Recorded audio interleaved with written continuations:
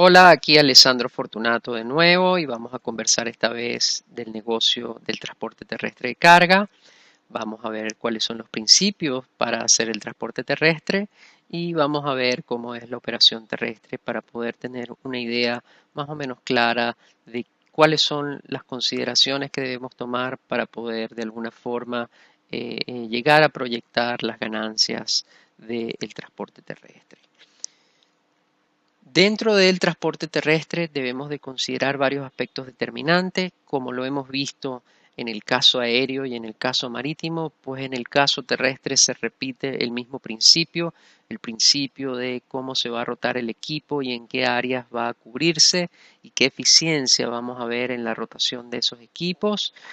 Básicamente el mismo principio, como ven podemos de alguna forma resumir en que uno de los aspectos determinantes para el negocio del transporte, no importa en qué área estés, qué efectividad le das a la rotación de tu equipo, bien sea aéreo, marítimo o terrestre. Luego la infraestructura sobre la que serán los recorridos, pues obviamente a diferencia del aéreo, que es un tema del aire, y a diferencia del marítimo, que es el mar, aquí estamos supeditados a la infraestructura de las carreteras, utilizar, por ejemplo, carreteras donde no son toll roads o los llamados carreteras con peaje, donde el mantenimiento puede verse a lo mejor disminuido y la calidad de la carretera a lo mejor no es buena o no tenemos opción de un toll road y son carreteras públicas que de alguna forma no están en buenas condiciones, pues obviamente vamos a poner a prueba la resistencia de nuestros equipos y vamos a aumentar rápidamente de alguna forma la devaluación de ese equipo. Por lo tanto, también debemos hacer esas consideraciones cuando estemos planificando hacer uso de un equipo terrestre. Y luego el tipo de equipo que vamos a usar, las características de los envíos. Vamos a hacer envíos pequeños de cierta cantidad de metros cúbicos. Vamos a hacer envíos grandes, necesitamos una caja de 40, una caja de 53. Vamos a estar haciendo envíos que de alguna forma requieren más de una caja y requieren varias cajas al día. ¿Qué cantidad de envíos vamos a hacer? ¿Qué utilización le podemos dar a esos equipos? Esto es básicamente los aspectos determinantes que están de alguna forma directamente relacionados con la selección y el tipo de equipo que finalmente consideramos el más adecuado. Para que entonces pueda ser beneficioso el negocio terrestre debemos ir a la operación. Para hacer una operación eficiente debemos planificar cómo va a estar cargada esa caja, qué mercancía va a ir primero, qué mercancía va a ir después y por qué, si voy a cargar en el orden en el que voy a ir haciendo las entregas, por ejemplo, para ser más eficiente, qué cantidad de mercancía normalmente puede ser dispuesta dentro de estas cajas y qué peso es el máximo que puedo de alguna forma tener. Debo considerar también la ruta y el tipo de servicio que voy a ofrecer, si voy a hacer una ruta en la que voy a hacer varias paradas, a qué hora del día lo voy a hacer, cuándo es más eficiente, cuándo hay menos tráfico. También la selección de la ruta en los países de habla hispana o en Latinoamérica mayormente es un tema en ciertas ciudades, en ciertos países relacionados por la seguridad que puede haber en las carreteras. En México es típico de conversarse de la ruta por donde va a pasar el camión, en algunas ciudades de Brasil, en Bolivia, en algunos lugares de Bolivia por las distancias y por la cantidad de montañas y la distancia que hay hasta los puertos. Es importante, o el comercio que hay con otros países también a nivel internacional vía terrestre. En algunos países también como Argentina hay algunas ciudades donde también se habla de este tema. En fin, Colombia, hay varios lugares en donde definitivamente la selección de la ruta puede hacer la diferencia. Y luego tenemos la cantidad de costo por kilómetro recorrido que voy a necesitar para cumplir con esa ruta y llevar esa cantidad de carga. Al igual que en los otros tipos de transporte, pues obviamente una combinación de maximizar el uso que se le dé al equipo con una ruta bien planificada, pues obviamente hace que sea más rentable la operación en todos los casos. Tanto más roto ese equipo diariamente y le doy la máxima utilización diariamente, cada hora, cada vez que cumplo con la rotación, más eficiente y más rentable va a ser la operación. Estos tres aspectos son los que necesitamos tener dentro de la operación claro a fin de poder planificar y con la planificación poder entonces tratar de hacer una proyección de costos y versus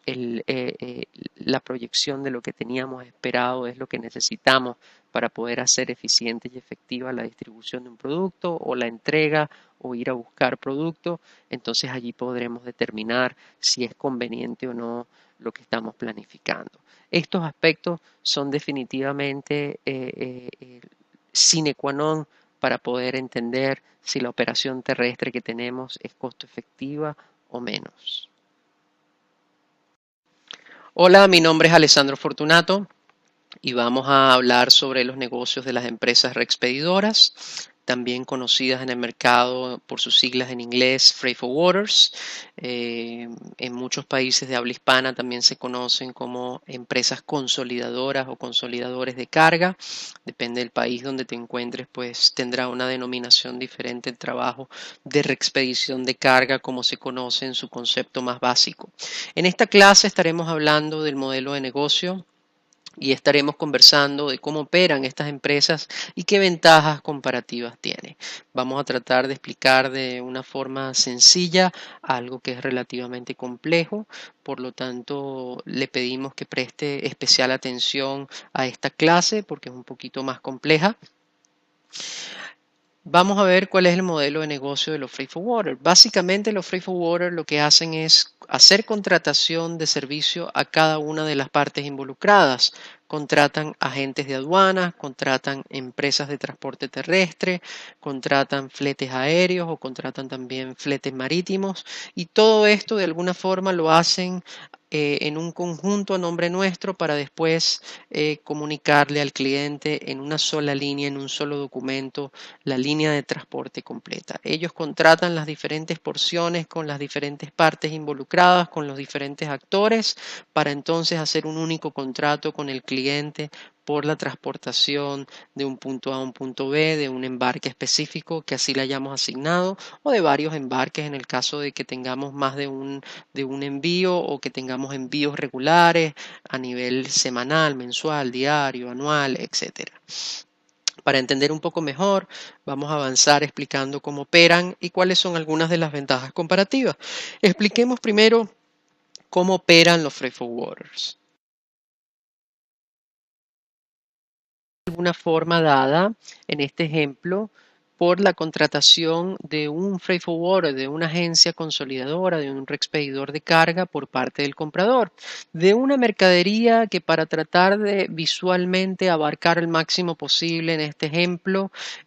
va a ser vendida en términos ex-work. Esto quiere decir que toda la responsabilidad, desde que se entrega la mercancía en la puerta del proveedor hasta su llegada a destino, recae sobre el comprador, además de los costos involucrados junto con la responsabilidad.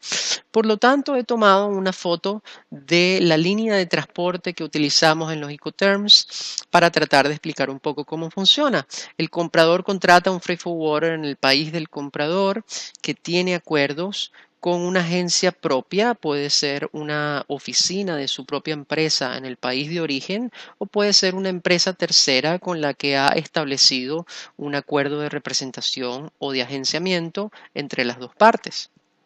Este freight forwarder que está entonces en el país de origen contratará de manera individual los servicios necesarios para ir a buscar a la planta del cliente la mercancía, el transporte terrestre hasta puerto o aeropuerto, el agente de aduana o el servicio de aduana que se encargue de hacer la declaración de exportación. Contrata normalmente, es típico dentro de los freight forwarders que sea el país de origen el que contrata, bien sea el flete marítimo o el flete aéreo involucrado, o en los casos donde aplicara el flete terrestre involucrado también, con la idea de evitar pagos que estén de alguna forma ligados extras relacionados con el pago colet, con el pago de cobranza en destino de esos fletes. Como hay un tiempo de tránsito involucrado, hay un porcentaje que está financiando la línea aérea o la línea naviera o la línea de transporte hasta el tránsito, hasta el punto de entrada en el destino. Por lo tanto, es típico que cueste un poco más si se hace pagadero en destino. No estamos libres de ver casos de freight forwarder donde el pago del flete se hace en destino por otras razones. Puede o no costar más el flete, pero de alguna forma lo hace en el país de origen. Y cuando sucede así, pues entonces, una vez que ha agrupado todos los segmentos de contratación, le factura al freight forwarder del país de destino y se encargará entonces de coordinar y de comprar los servicios de la agente de aduana para la importación, de la entrega o del transporte terrestre hasta el almacén del cliente, que bien puede estar ubicado en las mismas oficinas del cliente o puede estar su almacén ubicado en un lugar diferente al que están sus oficinas. Por lo tanto, este freight forwarder acumula todos los segmentos que le envió su agente en el país de origen, suma los segmentos que él contrató en el país de destino cuando sí se lo requerimos y entonces nos factura por sus servicios al cliente en el destino. Puede suceder, como ven, que la contratación de freight forwarder se haga en el país de origen cuando el flete internacional o el segmento internacional sea responsabilidad del vendedor o del shipper en este caso. Por lo tanto, si se hace una venta CIF o CFR o SIP o en ese sentido CPT, Cost Pay To, para el caso del aéreo o del terrestre, por ejemplo, hasta el punto de entrada en el país de destino y la responsabilidad del transporte internacional quede de la mano del vendedor o del shipper, entonces será el que contrate los servicios del freight forwarder hasta el lugar donde sea necesario y será el país de origen en donde el freight forwarder facturará al cliente por los servicios en los segmentos contratados. Puede contratar en el caso de un DDP, en el caso de un DAP, de un DAT, servicios en el país de destino de la mano del freight forwarder de destino y al revés sucede que viceversa le facturará entonces al país de origen por los gastos incurridos en ese país de destino para que el cliente que paga por el flete comprometido en el país de origen se encargue de cancelar por esos servicios, de pagar por esos servicios, de hacer pago de esos servicios. Así que aquí queda un poquito explicado un poquito la intervención de las diferentes partes con el freight forwarder y cómo él centraliza los servicios. Puede suceder que el freight forwarder también nos cobre algunos gastos colet por pagar en destino esos servicios que ha prepagado su agente en el origen, porque su agente en el origen prestaría entonces él el servicio de financiamiento para el agente en destino. Por lo tanto, en todos los casos siempre va a haber un cargo en destino, no así cambia la entidad que efectivamente preste el financiamiento. Por lo tanto, dentro de esta explicación quiero dar claridad a cómo es la operación de un freight forwarder y por qué hace lo que hace un freight forwarder. El freight forwarder, como he dicho anteriormente, pues cobra por hacer el trabajo de freight forwarder una ganancia, mismo que cobra ciertos denominados fees o gastos extras que están relacionados con su trabajo de coordinación con las diferentes partes. Para entender un poco mejor, vamos a ver cuáles son las ventajas comparativas de trabajar con un freight forwarder que centraliza todos los segmentos a trabajar con cada una de las empresas en cada segmento. Para ello voy a tomar igual la gráfica que utilizamos para explicar los Incoterms y vamos a ver que a un freight forwarder se le puede llamar para contratar únicamente el segmento de flete aéreo, también lo puedo contratar con las líneas aéreas, puedo también llamarlo para contratar solamente el flete marítimo y haber contratado para los otros segmentos otras empresas individuales. Pero con ello estoy reposando en mí la responsabilidad y el costo de coordinar con cada una de esas partes de forma alineada, de forma engranada, cada una de las partes de la logística en el transporte.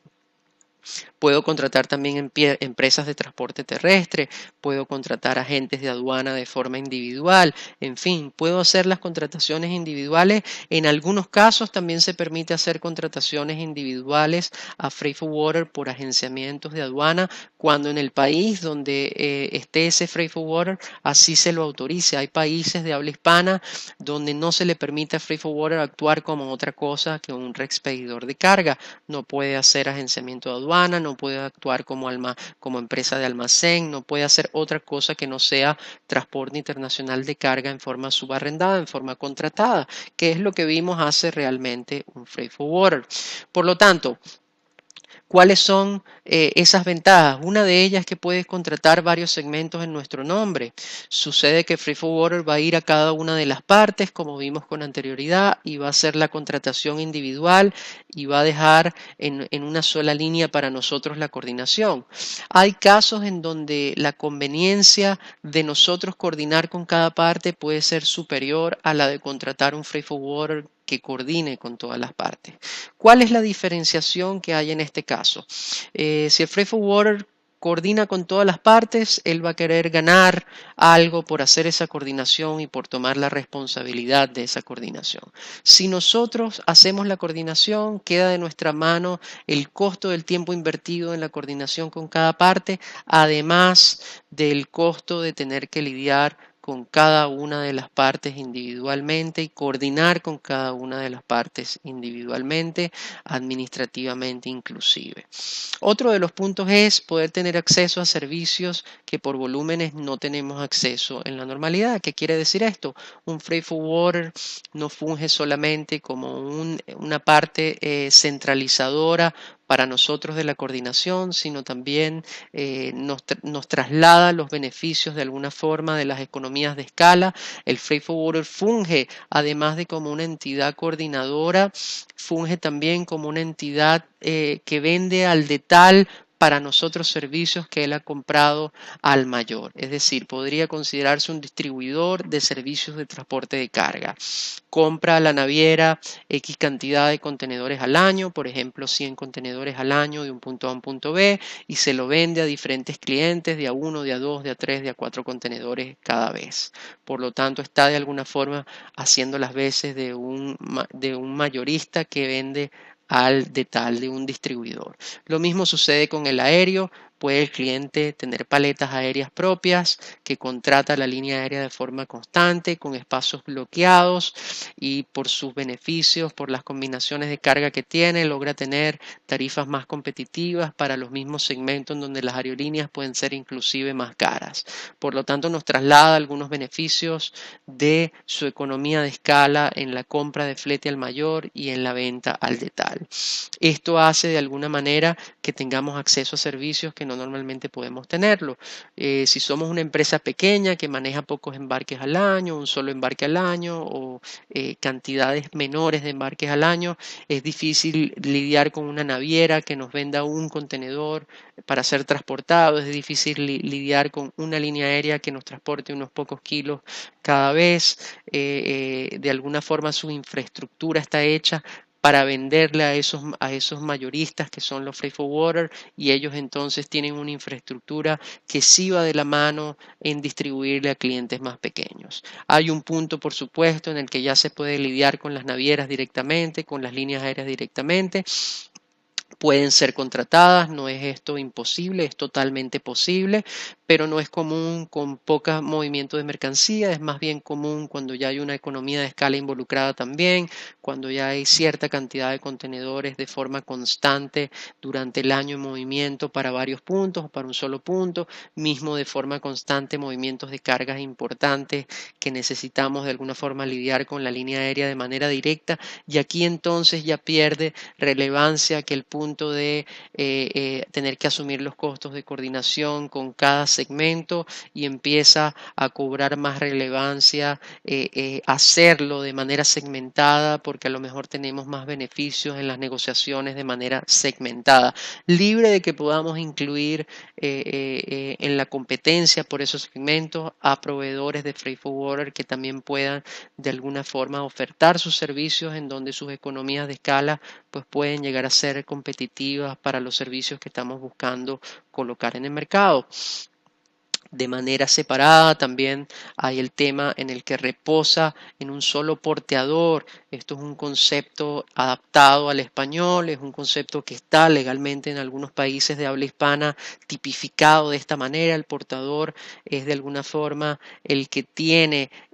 consigo la responsabilidad de la carga mientras la transporta, y a efectos documentales el freight forwarder funciona como el portador de la carga mientras está en su poder la coordinación con cada segmento. Esto es una de las ventajas. La responsabilidad recae en un solo lugar, en un solo documento, en donde viene incluido el segmento completo,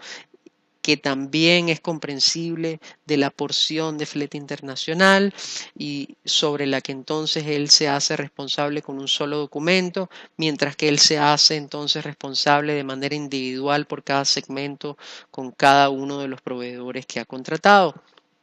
Otro de los puntos es menor labor administrativa por la variedad de proveedores. No solamente tenemos que lidiar entonces con cada proveedor de cada segmento, sino también tenemos que salir a asegurarnos que estamos lidiando con el proveedor adecuado en cada segmento, lo que implica salir a hacer una labor de benchmark, de verificación de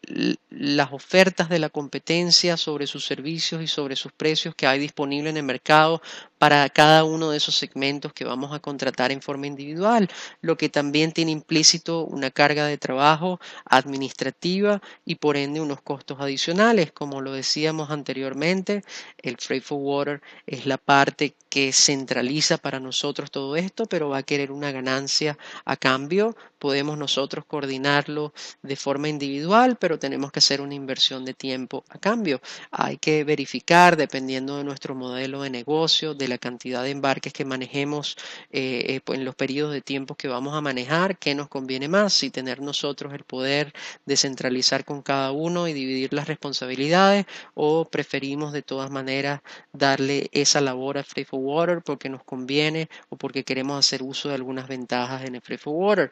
Por lo tanto, hay varias ventajas que comparativamente con la contratación individual son positivas cuando se usa un freight forwarder en el negocio de transporte, en el negocio de la logística del transporte. En ocasiones hay puntos de quiebre, como se dice, puntos de equilibrio que una vez traspasados empieza a ser conveniente en otras estrategias dependiendo de los volúmenes. Con esto entonces damos una explicación, una visión más o menos detallada de lo que puede ser el modelo de negocio de los freight forwarder, de cómo operan y qué ventajas pueden tener versus los servicios segmentados. Hola, mi nombre es Alessandro y vamos a conversar sobre los servicios de consolidación y la terminología que aplica. En esta clase vamos a ver una explicación simple de lo que es el servicio de consolidación y vamos a ver cuáles son los términos que se utilizan en el mercado y cómo aplican normalmente en el mercado. Para poder de alguna forma comprender el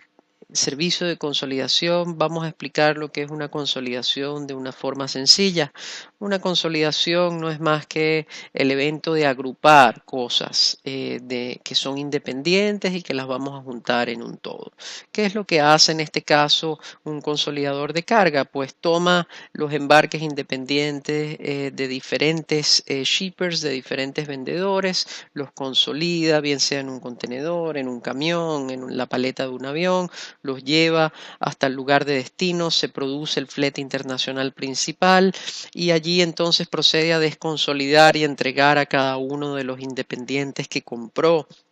a estos vendedores, a estos shippers. Como ven, el concepto es muy sencillo. Y para avanzar voy a empezar por explicar primero cuáles son esas abreviaciones o términos que se utilizan asociados a las consolidaciones para luego írselo aplicando de nuevo a este mismo concepto.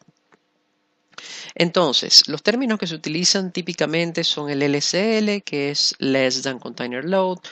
menos de un contenedor, cuando necesito embarcar mercancía que representa menos que un contenedor completo. Esa misma C que está allí, que representa contenedor, puede ser sustituida por una T y pasa entonces el concepto a denominarse LTL o Less Than Truck Load. En este caso hacemos identificación de que se trata de un camión y no de un contenedor completo. También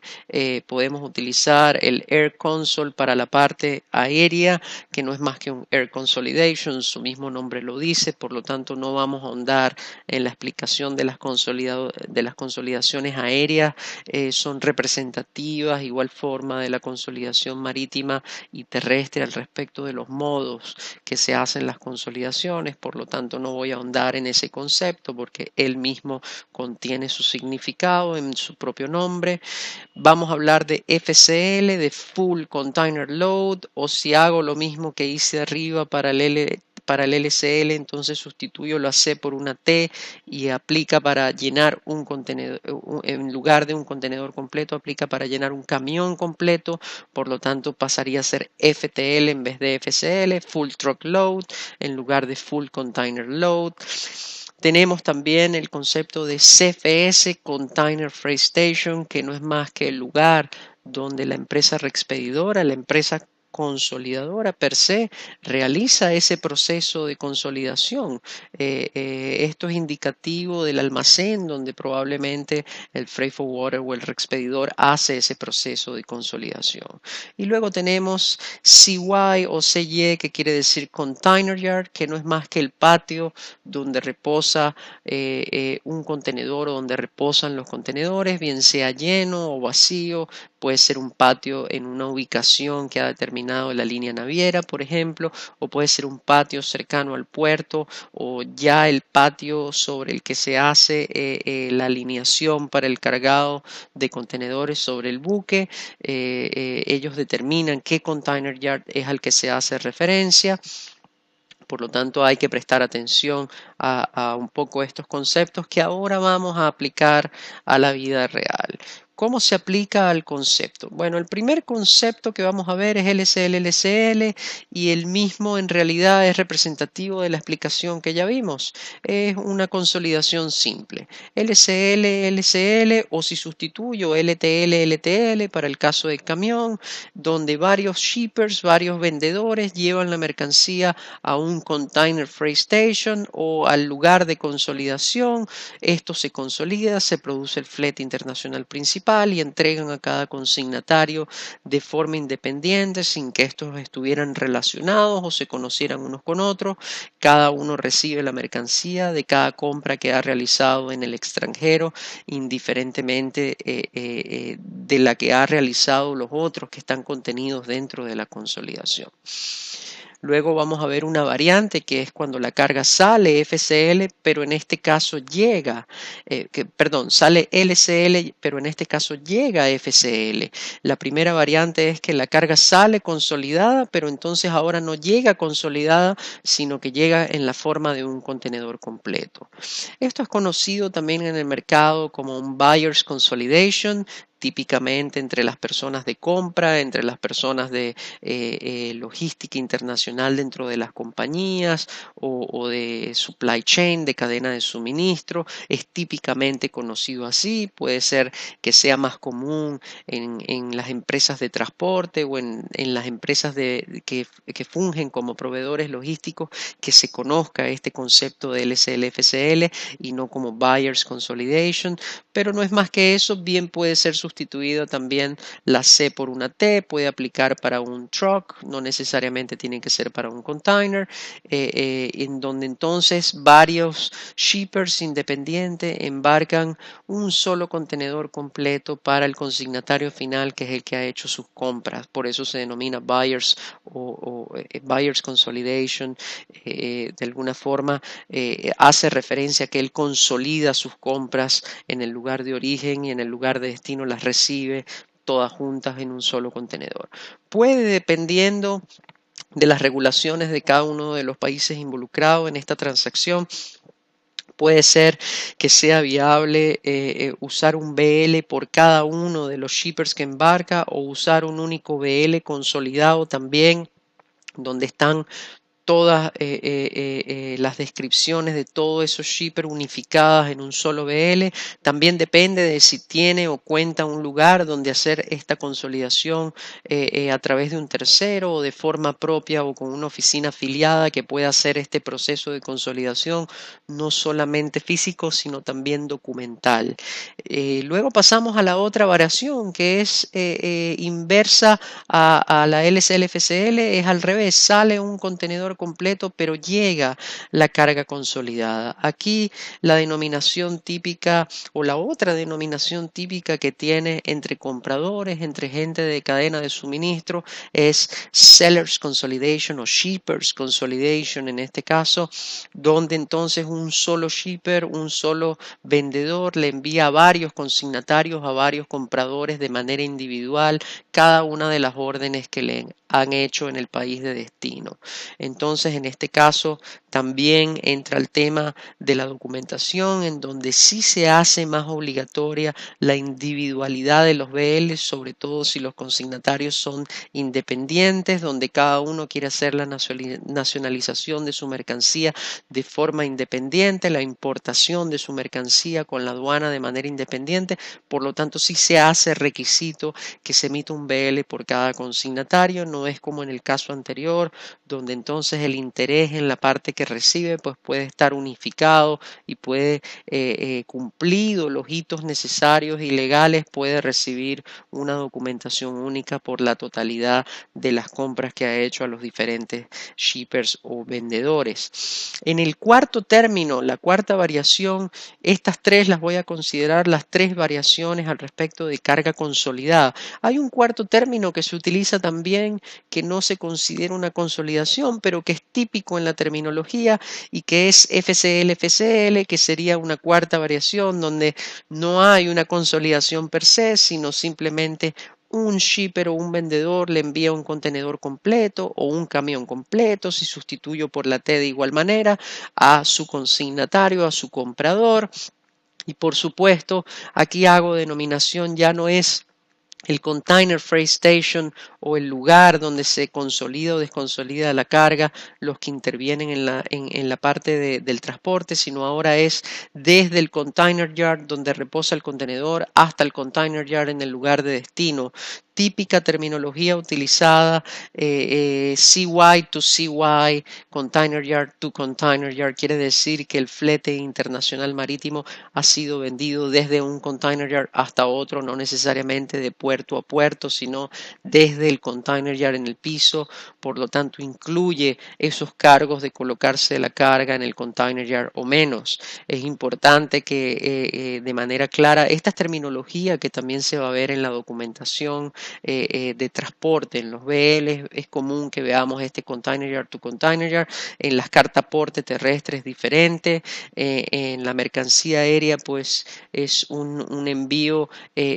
simple, por lo tanto no hay necesariamente el uso de esta terminología porque no interviene un contenedor per se, sino que son paletas, entonces la terminología cambia, pero en general tanto el CFS como el container yard son términos que vamos a ver presente en la documentación de transporte, sobre todo el CFS si estamos comprando desde un container freight station a otro el flete, entonces lo vamos a ver denominado en los BLs que ese reexpedidor o empresa consolidadora de carga hizo para nosotros. Con esto deberíamos de dejar claro un poco los términos que se utilizan. La mayoría de los términos, como ven, están asociados a las consolidaciones, pero no quería dejar de mencionar este término que también se considera un modelo dentro del transporte internacional y cuya terminología también está presente no solamente con los reexpedidores de carga o los freight forwarders, sino también con las líneas navieras o menos. Hola, mi nombre es Alessandro y vamos a estar conversando sobre almacenaje y distribución. En esta clase vamos a ver las consideraciones para la utilización de almacenes y vamos a comprender un poquito los modelos de negocio de almacenaje y distribución. Es importante considerar cuando estamos planificando el uso de un almacén la cantidad de mercancía, los volúmenes y los pesos que estaremos manejando versus los tiempos en que esta mercancía estará en el almacén, la rotación que tendrá esa mercadería dentro del almacén para entender el espacio máximo que durante los periodos de tiempo requeriremos para poder almacenar la totalidad de la mercancía. Asimismo, necesitamos saber la cantidad de recepciones y la cantidad de envíos y los tipos de envíos que haremos por cada unidad de tiempo definida. Es decir, si vamos a hacer 20 recepciones al día y vamos a hacer 50 envíos al día o a la semana o por hora o dependiendo del tipo de operación que estemos armando. Necesitamos saber el nivel de control de inventario, qué tan detallado será el control de inventario que ingresa, se mantiene dentro del almacén y sale del almacén. Si lo haremos a nivel de cada pallet, a nivel de caja sobre los pallets, a nivel de caja dentro de las cajas principales o las cajas máster, o a nivel de los ítems dentro de esas cajas secundarias que están contenidas dentro de las cajas máster, perdón, y a su vez dentro de los pallets, o si tendremos items o sub-items dentro de cada una de bolsas o pequeñas cajas que están a nivel de item regulada. Esto lleva implícito el conocimiento del tipo de control que deberemos generar de la mercancía para poder mantener entrada y salida en orden, si debemos etiquetar, si debemos usar código de barras, si debemos marcar la mercancía con marcador, con etiquetas especiales. La recomendación siempre es hacer una operación lo más pulcra y lo más buena posible, siempre tener marcados decentes, hacer etiquetado de carga a la entrada, siempre que el costo implícito de las mercancías a ser manipuladas lo permita. Asimismo, debemos considerar la cantidad de SKU o de ítem de control dentro del almacén. Los SKU representan los códigos de la mercancía dentro del almacén, sobre la cual manejaremos las recepciones y las entregas. La cantidad total que se manejará dentro del almacén suele ser el stock total o el libro total de códigos de mercancía con los que vamos a trabajar. Los requerimientos de temperatura o de ventilación o de seguridad o similares que podamos tener. Si se trata de electrónicos o de mercancías de alto valor, necesitamos una seguridad un poco más especial. Si se trata de mercancía que tiene que ver con alimentos, probablemente requeriremos de temperaturas controladas o de temperaturas refrigeradas o congelados. Si requeremos de ventilación para mantener frescas las áreas porque estamos hablando de medicamentos, diferentes necesidades dependiendo de los diferentes productos que se manejen deben de considerarse tanto para la infraestructura como para el armado de la operación. Asimismo, debemos hacer una planificación de recepciones y entregas por temporada. Las temporadas altas pues tendremos más rotación de mercancía y se deben considerar esos altibajos dentro de la planificación, no solo del espacio total, sino también de los recursos que se utilizarán para la operación.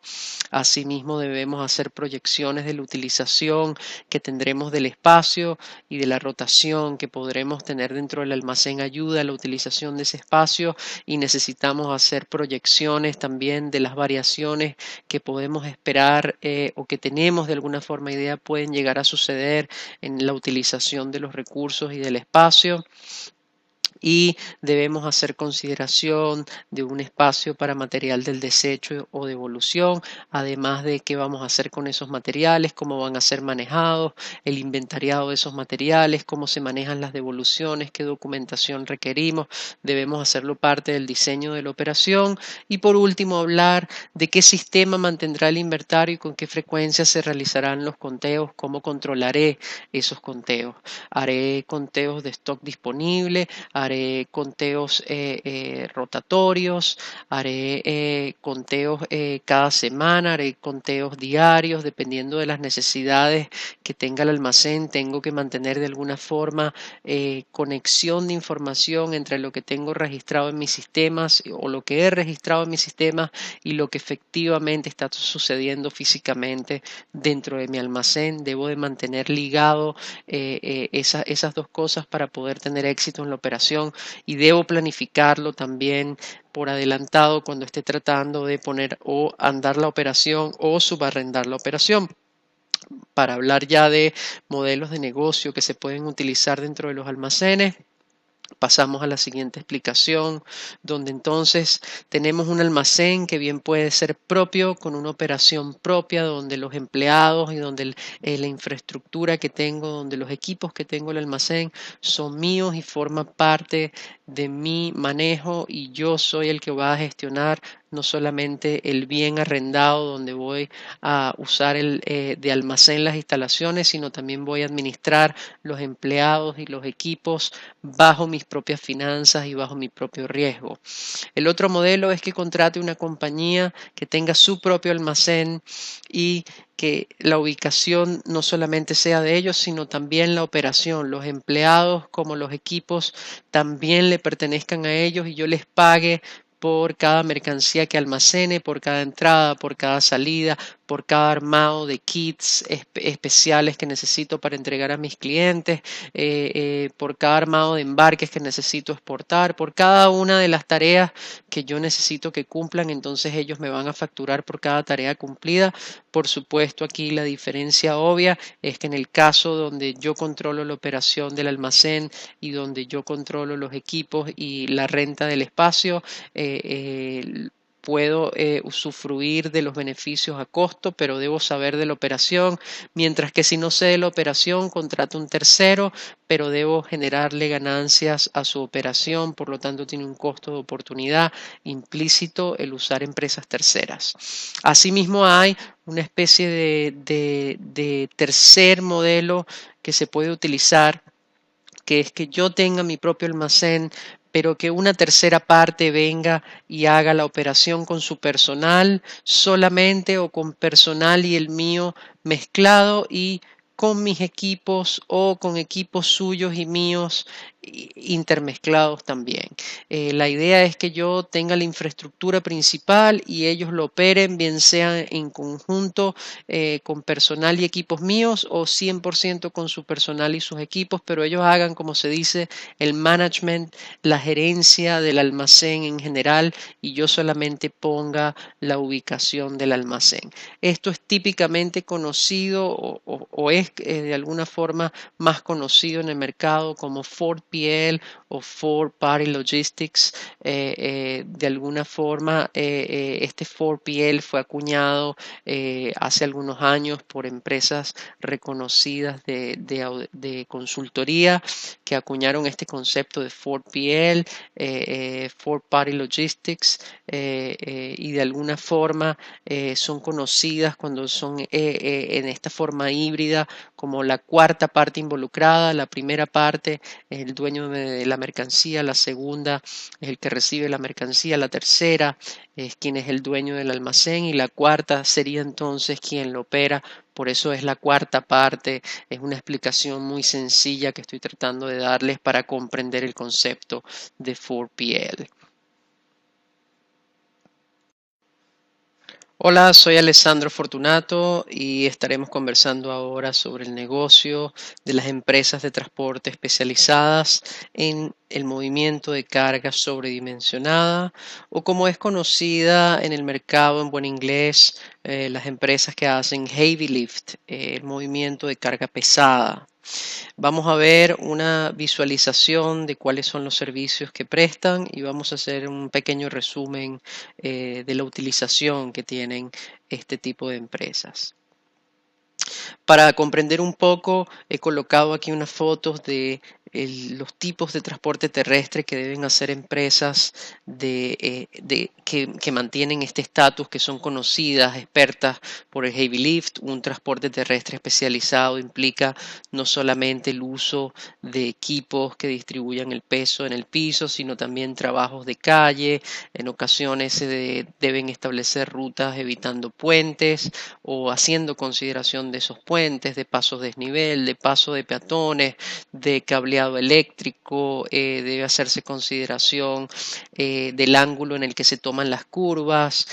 Debe hacerse una planificación, como se dice, de ingeniería de transporte. Las empresas de heavy lift se consideran empresas de ingeniería de transporte, deben tomar en consideración mucho más los aspectos de seguridad industrial, los aspectos de seguro. Se hacen consideraciones especiales en muchas de las áreas de planificación para poder llevar a cabo el transporte terrestre, como también el uso de grúas para poder hacer carga o descarga tanto en los sitios de donde proviene como al sitio donde va, como carga y descarga en los buques en el caso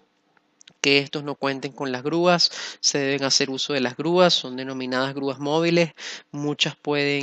cuentan con ruedas y van hasta el lugar de forma móvil. Muchas son transportadas en partes hasta el lugar en donde se requieren. Se denominan móviles porque pueden ser transportadas también, pero en general se usa el término móvil para esas que cuentan con sus ruedas y pueden ser autotransportadas. Es muy común, en este caso vemos en esa foto un par de grúas trabajando en lo que se denomina en tándem, en equipo, una grúa en una punta del tanque y otra grúa en la punta del otro tanque. He utilizado fotos de tanques en esta ocasión únicamente con la idea de dar una idea de las dimensiones que pueden llegar a alcanzar estas piezas, que pueden llegar a tener estas piezas sobredimensionadas. Los tanques son de las cosas más grandes que se transportan junto con los parques eólicos, junto con transformadores donde ya no hablamos tanto de tamaño sino de peso y mercancías similares. Y por supuesto, así como se usa un transporte terrestre especializado y se usan grúas especiales que van de la mano con los pesos, hay grúas de 100 toneladas, de 300 toneladas, de 500 toneladas, de 1000 toneladas. Las grúas más grandes, Manitowoc, que se llegan a utilizar. Hay grúas todavía más grandes en el mercado que esa Manitowoc y que otras marcas que hay. No estoy tratando de hacer propaganda, simplemente mencionando algunos de los modelos que existen en el mercado de este tipo de grúas. Y por supuesto se usan también, como en el caso de los anteriores,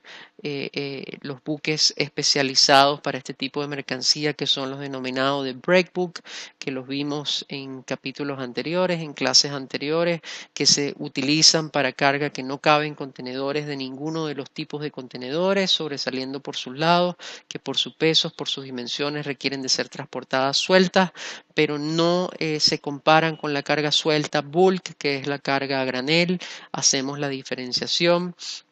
Es típico el transporte de mercancía de estos tamaños asociada a los proyectos de ingeniería, los proyectos industriales, químicos, la industria petrolera, la industria energética, la industria minera. Es típica, ya no se habla más de contratar unos contenedores para vender la mercancía, se habla de, además de contratar contenedores o carga aérea o terrestre donde va transportada mucha de la mercancía del proyecto, en conjunto con estas mercancías que no son sobredimensionadas, se transportan estas mercancías que son denominadas carga de proyecto. En el mundo del forwarding se conoce como carga de proyecto. Muchos de los freight forwarders de renombre cuentan con divisiones que se dedican solamente a la carga sobredimensionada. Hay muchos forwarders que solamente se dedican a transportar carga sobredimensionada y nada más. Son conocidos como los heavy lifters en el mercado de transporte. No se dedican a más nada sino